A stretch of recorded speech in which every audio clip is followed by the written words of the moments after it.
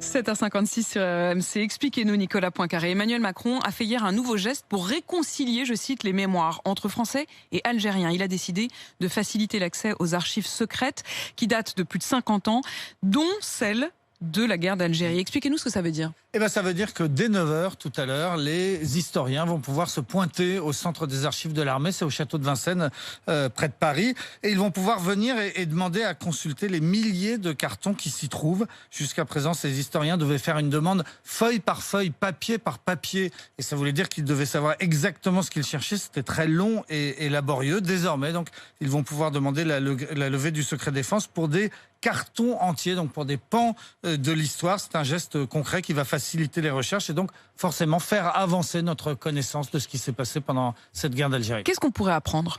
Alors par définition, on ne sait pas ce que contiennent ces cartons secret défense, mais les historiens ont déjà beaucoup travaillé depuis 60 ans et ils ne s'attendent pas à des révélations fracassantes. Peut-être, et c'est important, des informations sur les disparus.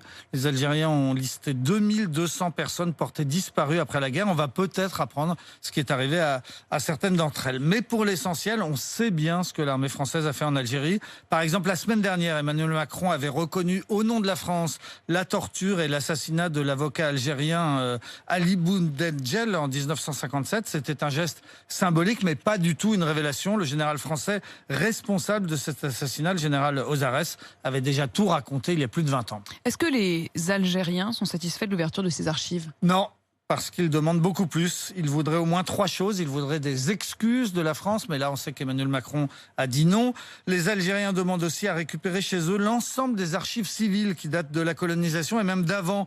La France conserve des archives de l'état civil, les registres de naissance et des mariages qui datent d'avant 1830, c'est-à-dire d'avant l'arrivée des Français. On ne comprend pas très bien pourquoi la France ne rend pas ces documents à l'Algérie. Ça viendra peut-être, mais ça n'a pas été annoncé hier. Et puis troisième demande importante pour les Algériens, ils souhaitent aussi que toute la lumière soit faite sur les essais nucléaires au Sahara. Et justement, ce dossier-là a été exclu des mesures de déclassification. Le voile ne sera donc pas levé sur ces essais nucléaires qui ont eu lieu dans le désert du sud algérien. Oui, le secret sera maintenu sur cette période importante de l'histoire.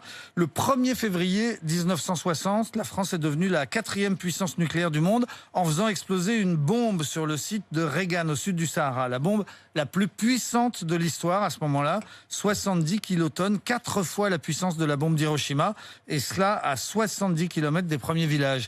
Des ouvriers algériens avaient raconté, on leur avait demandé de sortir de leur maison parce qu'elle risquait de s'effondrer et de se coucher face contre terre. Ils ont vu une immense lumière puis entendu un énorme fracas comme un tremblement de terre. 24 heures après, le nuage radioactif a été enregistré jusqu'au sud de l'Espagne et de l'Italie. La France a ensuite fait exploser 16 autres bombes nucléaires en plein air jusqu'en 1966, c'est-à-dire 4 ans après l'indépendance, parce que l'Algérie indépendante avait accepté que la France continue à tester ces bombes sur son territoire. On ne connaît pas le bilan humain de ces essais, des radiations, mais les Algériens voudraient que la France participe au nettoyage des 2 sites de tir qui sont toujours contaminés 60 ans après. Ils demandent des indemnisations pour les victimes, ou plutôt maintenant pour leurs décédants. C'est un des dossiers qui va continuer à pourrir les relations franco-algériennes. Merci beaucoup, Nicolas.